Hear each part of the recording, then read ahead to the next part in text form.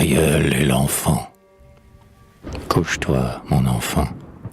C'est l'heure où la nuit sombre voit la chauve-souris tournoyer dans son ombre, comme un pâle lambeau dans le sein des remous.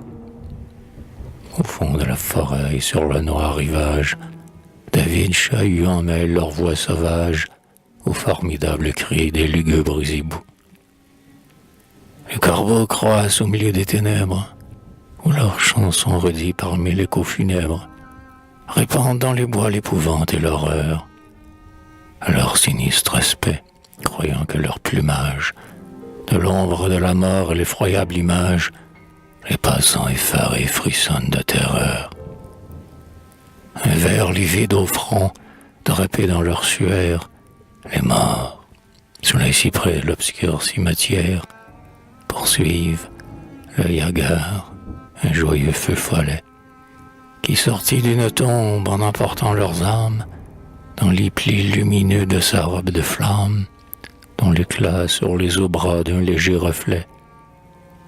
Des sylphes, des lutins, des goules, des fantômes, suivis par les follets, les ondines, les gnomes, vont gaiement explorer les gouffres de l'enfer. Le démon qui les guide est un dragon horrible, son regard est farouche et sa voix est terrible. Il a des pieds fourchus armés d'ongles de fer.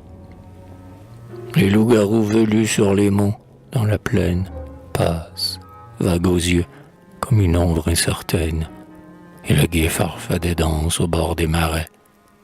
Le griffon plane au loin en gobant les étoiles, qu'on voit tomber du ciel à travers les noirs voiles qui cachent les splendeurs des ombreuses forêts.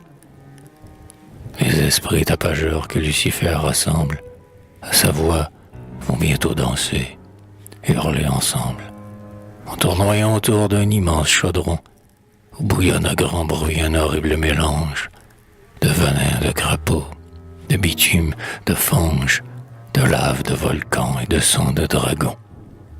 Ah, si dans leur fureur les loups de la montagne, qui, les yeux flamboyants, parcourent la campagne, venaient de ton sang pur rougir leurs longues dents, si le vampire errant, ce monstre fantastique, qui naquit dans le sein de quelque tombe antique, t'emportait dans la fosse où résonnent ses chants.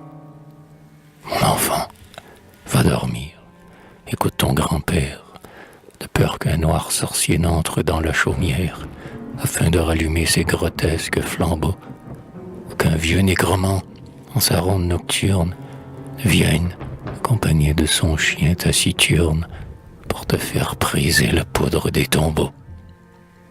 Comme il disait ces mots, sous l'effort de la rage, qui dans la nuit grondait, rugissait, faisait rage, l'aïeul vit sur ses gonds le contrevent frémir, et le petit enfant qu'envahissait la crainte de quelques revenants croyant ouïr la plainte, s'enfuit, pâle et perdu, vers son lit pour dormir.